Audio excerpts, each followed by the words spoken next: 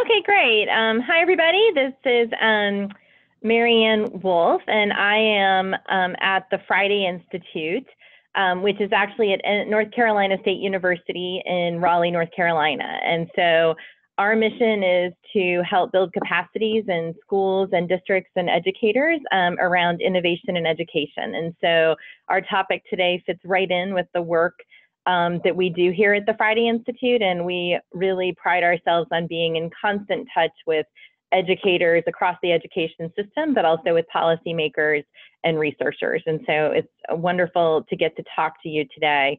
One of the things I was hoping that you would start by doing is I want you to pause and think about for a minute something that you learned how to do recently and how you learned it. So just think for a moment about that.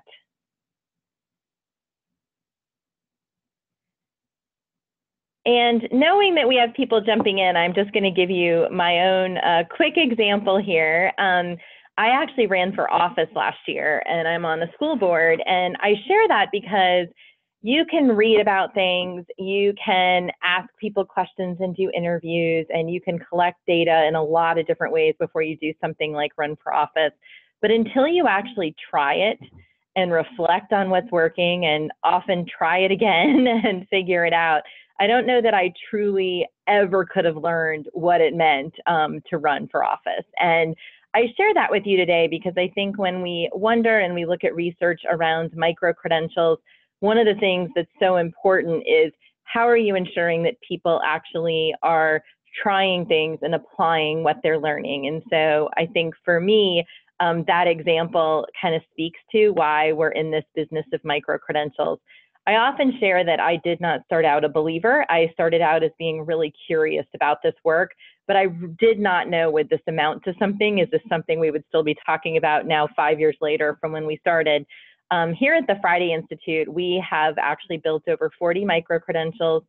We have over 800 unique educators and climbing every day, and we've reviewed over 4,000 submissions. And so we do feel like we have a significant experience.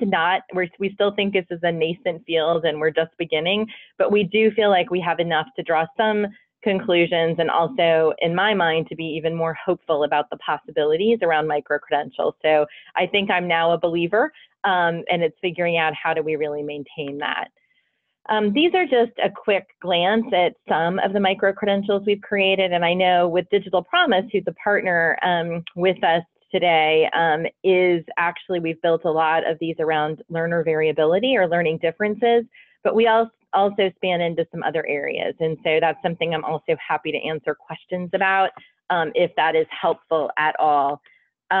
We also often look at micro-credentials as something that could stand alone, but even more often, we look at them as part of a stack. So how do we really build upon each micro-credential so that at the end, perhaps the sum is greater than the parts? And so you'll notice that some of ours really build on each other, where it's kind of like the Bloom's taxonomy, where you're laying the foundation, but then you're continuing to go and to grow from there. So I wanted to share a little bit about our pathways to micro-credentials, because I think when we're looking at research, this becomes a really interesting way. Some people do, in fact, just go find a micro-credential on one of the many sites where they're available and they pursue those. For us, they've come about in a little bit of a different way. So one way is we have online courses or massive online open courses for educators. And with that work, after we developed some of these, we decided to go back and retrofit micro-credentials. And in doing that, we had many things we had people doing within a course, but we decided to go ahead and really try to say, how do we help them apply this in a way that they get meaningful feedback about their work? And so that was one pathway for us on micro-credentials. Another one is actually using them as a foundation. So as we got further into this work, we decided sometimes to actually start with the micro-credentials. What is the objective and what is it that we want people to learn? And created that micro-credential, and then we went back and developed the professional learning that would support that, or have several pathways that would support that. The last one is we often see this as an extension of our face-to-face or online learning. So the SAMR stack that's in front of you here was originally developed by a colleague here on our team, And the rationale behind it was that she was able to spend several days in a school district working with teachers, but she knew when she left, she wasn't going to be able to be there to be in their classrooms and coach them. And so she actually developed these micro-credentials so they could go ahead and apply what they had learned together and then get feedback from the micro-credential. And that does actually lead for us into this concept of micro-credentials as a coaching mechanism. And it's something I think we're hoping to research more in the future, because what we do see is that people who try micro-credentials, they get feedback, and a lot of them try again if they don't earn it the first time. Our numbers are around 50% of people that submit a micro-credential earn it the first time, and at least half of the people that don't earn it the first time resubmit it. And so in our mind, that process is actually a coaching process of going back and providing information and actually giving them some support so they can try it again. And we've seen that as something we hope to study more someday. We have done some initial research. I was excited to hear that a couple of the participants are thinking about dissertation topics, and I think that this is certainly an area where we need more dissertations focused on this work. But I did want to share with you today a couple pieces from our research just to give you a little bit of information, and then I'm very happy to answer questions that you might have. We often look at our, like when we develop a micro-credential, we don't assume we get it right the first time. We work really hard. I think we've become more adept at it, but we have a couple of ways that we validate the micro-credential, which does feed a little bit into that research and evaluation of it. One way is the construct validity. So how do we make sure that we're actually measuring what it is we're trying to do, and are the tasks aligned to that skill set? And so we actually draw in, as we're developing that, a lot of feedback from educators and experts to make sure that those tasks are aligned not only with what we're seeking to show, but also with the evaluation and how we're looking at that. The other thing we do after we've had 50 submissions, and I have to tell you, 50 doesn't seem like that many, but for some of our micro-credentials, it has taken us a while to get to 50. But once for the first 50, we have 2 separate reviewers. So 2 people on our team or that work with us review them separately. If they disagree, then we go and have a third person basically to moderate that and decide, does the person earn that or not? We do 2 reviewers until we get to 50, and then we go through a process of looking at what is our inter-rater reliability. And for us, it has to be at least 80%. The good news is that we've been at right about 89% of inter-rater reliability after the first 50, which definitely meets those needs.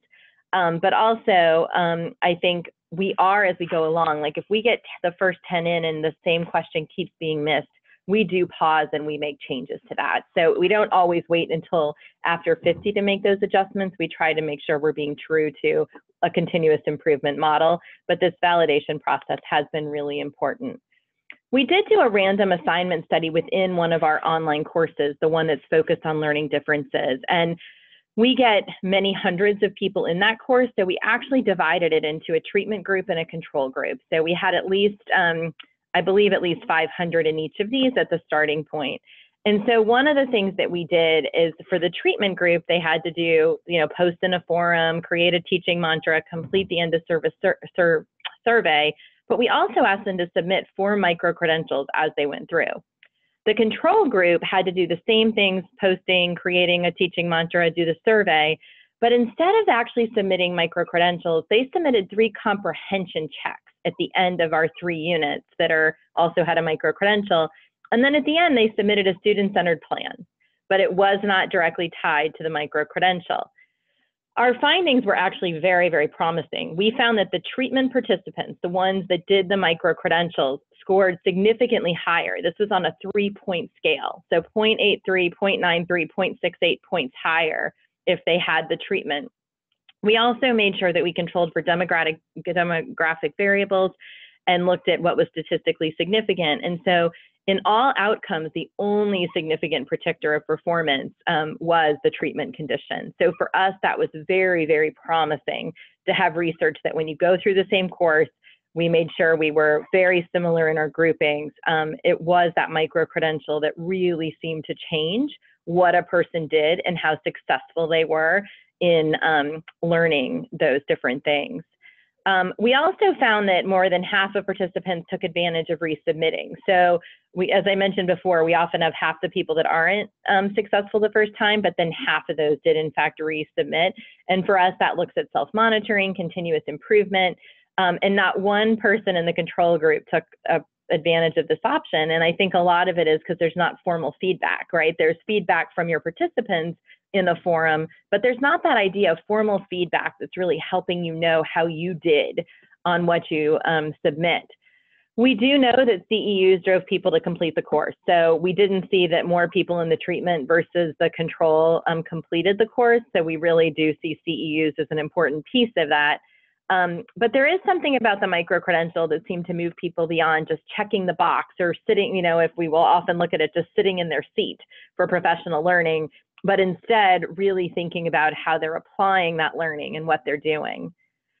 We're also excited to be part of a qualitative study that is almost done. So if this was a month from now, I think I'd have a paper to share with you, but I don't quite. And so we've actually taken an approach where we are going through and coding successful submissions of our attention micro-credentials. So this is how do you support students in being able to improve their ability to focus and show attention. We've had about 6 themes emerge out of this, which is teacher is researcher, novel practice, so trying something new or different, empathy, role of peers, the role of metacognition, and also student ownership. So you can see the definitions here on this slide. So for us, we're trying to say, okay, we're focused on this. We've had all these submissions, and we've been, quite frankly, really amazed at the artifacts and the reflections that we're able to collect through this process.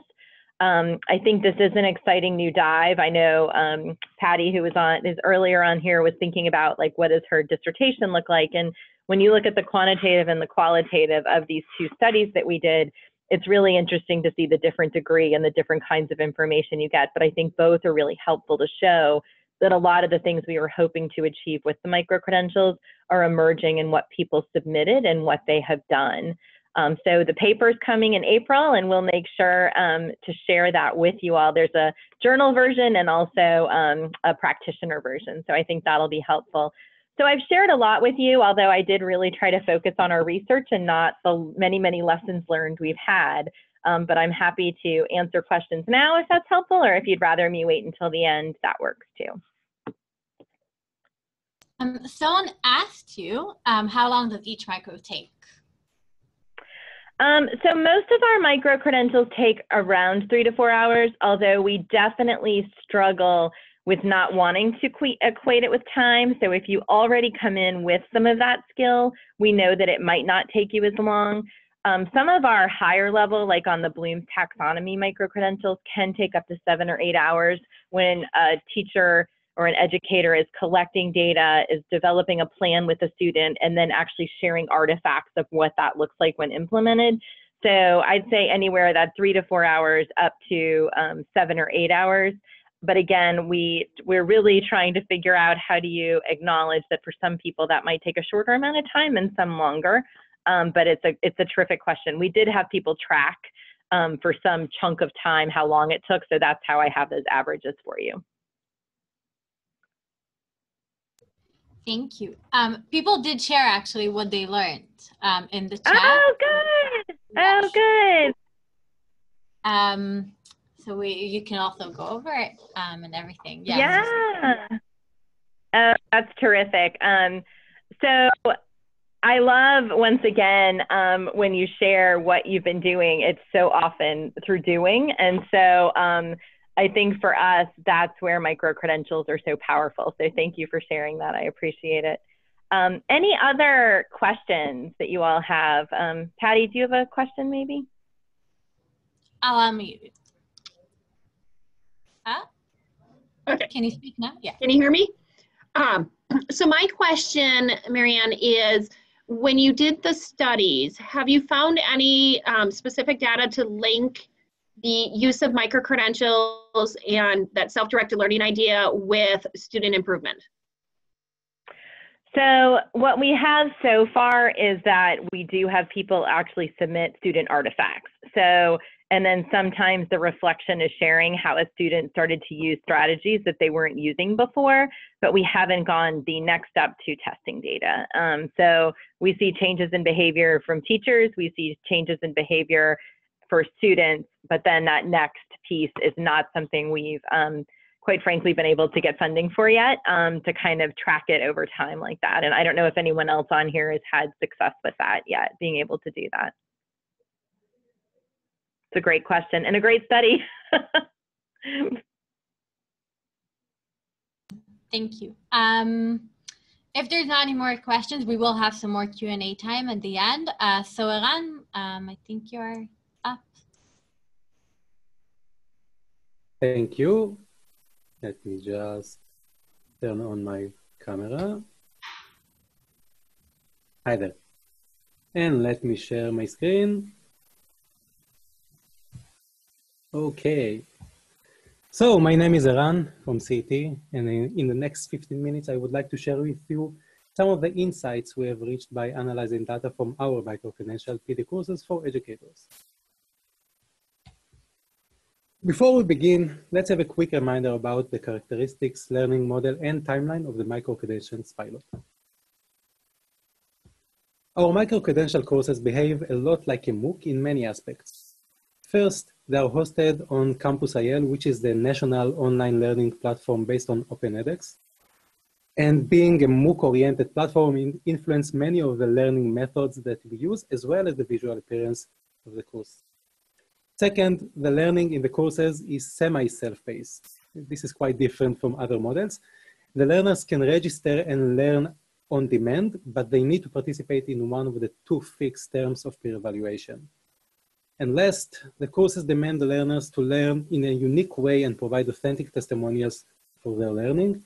And these requirements alone are distinctive compared to the usual requirements in traditional PD courses in Israel. The learning model in the micro-credential courses consists of 5 stages where the teachers learn a specific competency they can immediately apply. They plan how they will apply this teaching practice in their classes, apply and document the process authentically using video, audio, and photographs and text, reflect upon the experience and document the insights, and last, upload the entire process to peer evaluation component and assess each other's work. This is part of the model, the peer evaluation. We started to develop the courses in February 2018 and launched them in November 2018. And in this January, we had the first phase of peer evaluations. And in May 2019, we will conduct the second and last phase for this school year.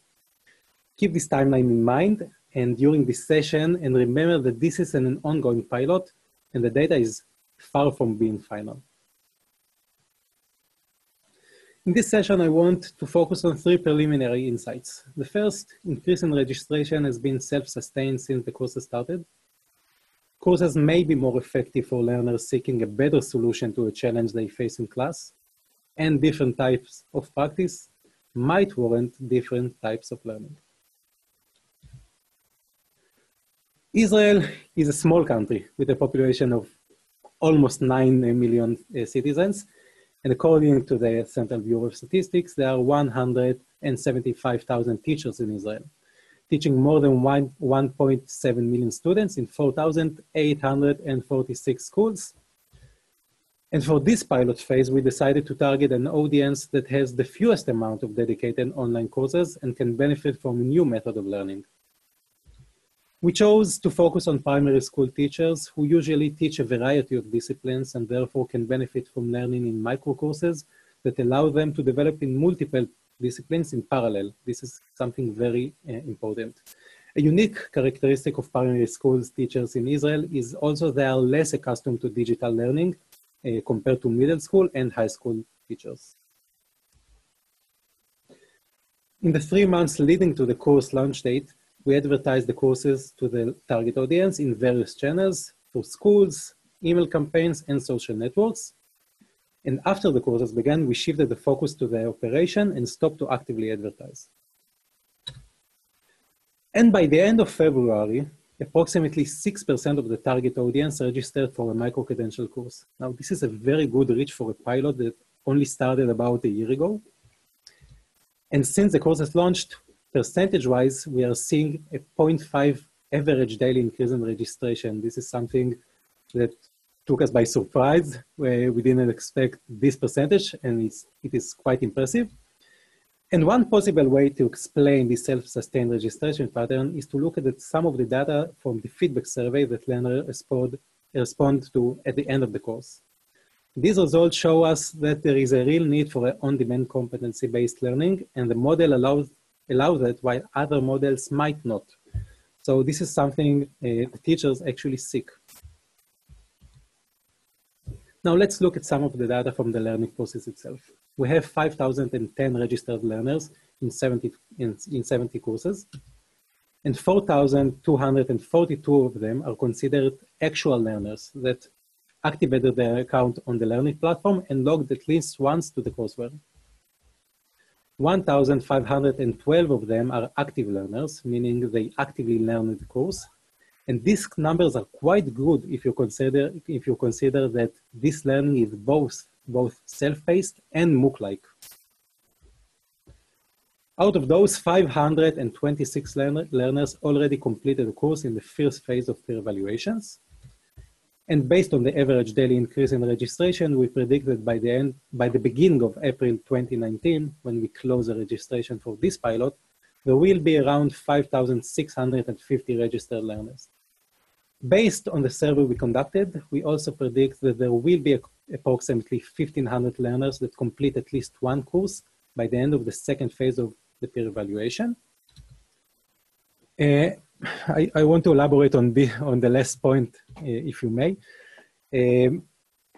When we finish this phase, we are supposed to have around 1,500 learners that complete the course. This is something quite revolutionary for a pilot in professional development in Israel. Usually the pilots are much smaller, around 300, maybe 400.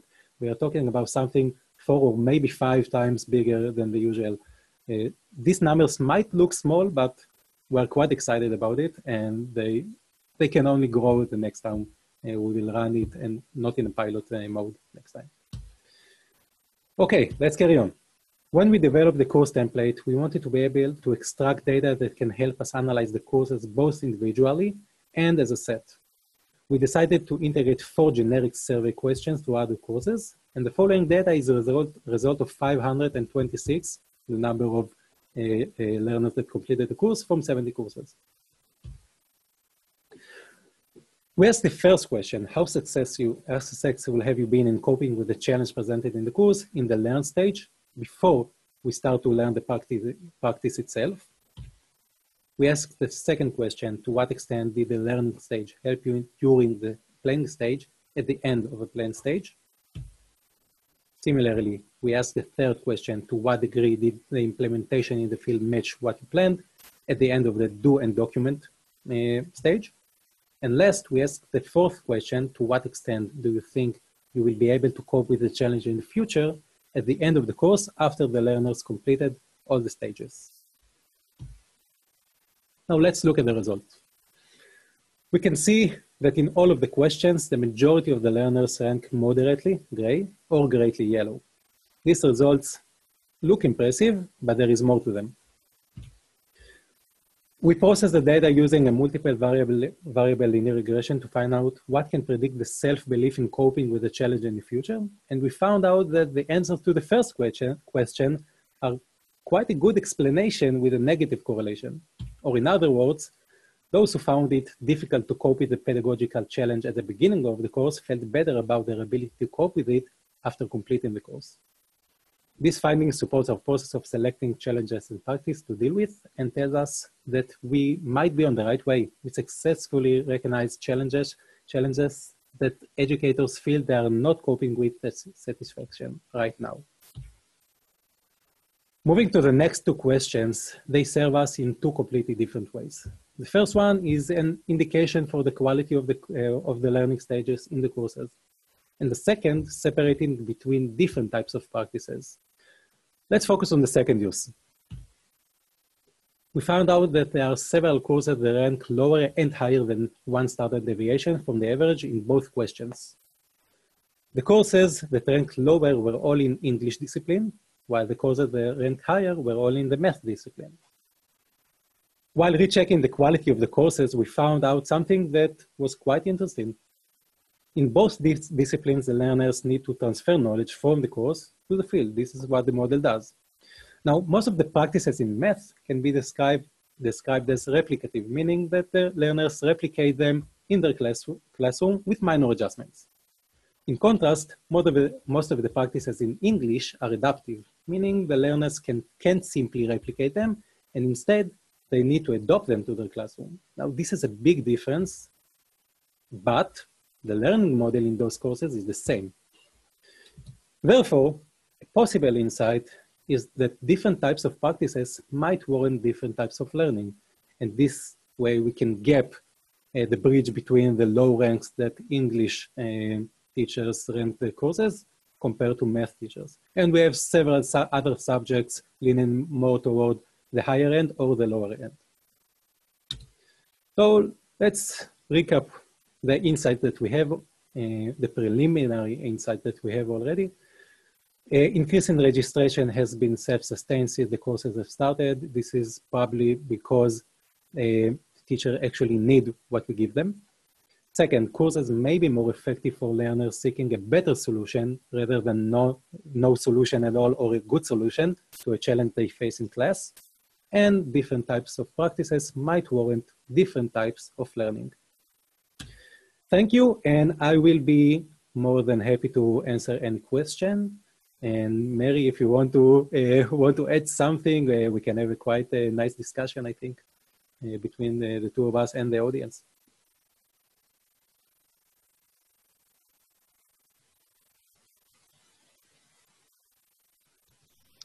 So hi everyone, we're going to give you a few minutes.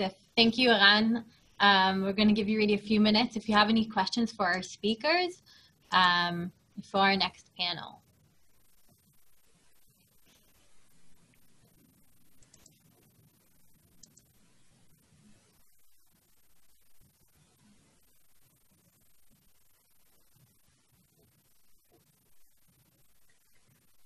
Quite a bunch this time, so we'll give them a few minutes. Is there anything you might like to add, Marianne or Eran, or before maybe questions begin? Yeah, I mean, one thing I think just in listening is how much I think we're all in the new part of this, and yet what we're seeing is all promising. And so I think that's the key. You know, one of my biggest concerns about micro-credentials overall is whether or not they eventually become, for lack of any better word, like kind of fluffy, where you do it and you earn it. And I think one of the things that's been really important through partnerships and several people on this call, but also working with Digital Promise and working with our experts in the field, and our team here has built such an expertise, is that we keep pushing for high quality and rigorous approaches to this. And I think as long as we keep, connecting like this with people that are coming into the field or really making progress, I think that's a critical part to it.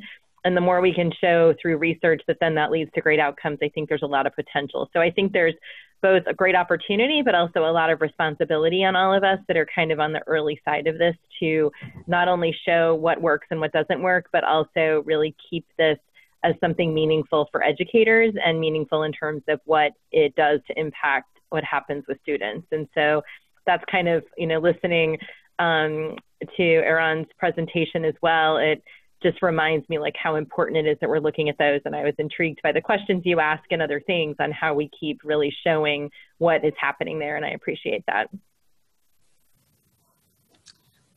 Patty, I can see you have a question. Let me unmute you. Did it work? Yes, we can hear you. Thank you. As Marianne said, I'm in the middle of trying to decide on my dissertation.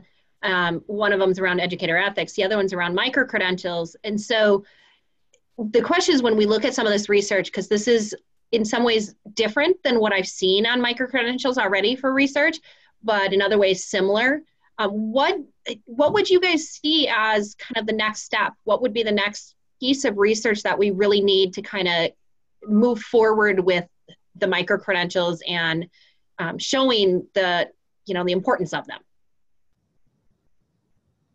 I think that Marianne said it all before in her presentation, and I totally agree with her. We need to look at learning artifacts. For us, this is something that we collect the artifacts as part of the courses themselves, and this is something that just by analyzing the few that we already analyzed, I think we can see something that is very promising, and we are already waiting to do this at the end of the pilot, and I strongly suggest. And in addition to that, I absolutely agree. I think one thing that we've been trying to do is how do you tie this more to, you get the artifacts of changes in the classroom, but can we go one step further with that? And something we did was a pre and post observation of educators who participated in our MOOC and completed micro-credentials. So we haven't separated out those two interventions, because in our world, they were working together, but we don't require you to take our course in order to do the micro-credentials. And so we did a 1 hour observation before teachers started our course, and then we went back and did another hour. I think we learned a lot about the instruments, but also just what are things teachers are then doing beyond the one student. So the artifacts they submitted in general support the plan they made and what they did with one student, but then through an observation, you can see other strategies they're using in the classroom. So to me, that could be one more interesting, strong point, that if you could really focus, our learning differences work and looking at executive function, and that was a really, something you could really see evidence of. We also were looking at things like motivation and how teachers can understand that, but that was much harder to view through observation. So I think making sure you choose carefully, but to me, there are some pieces like that are we seeing this translate in, and something I think Lauren Akery is in the meeting, but she's done a lot of this work on our team. And I think also kind of thinking about, we go back and sometimes do interviews 3 months or 6 months after someone completes the work. And so that's been one more thing to say, what are you still doing? And, is that change sustainable? So to me, the observation, but also then the sustainability of the changes, that is a self-report piece, but it still has helped us to gain an understanding of whether or not that's sticking around and the stickiness of what they learned. Thank you.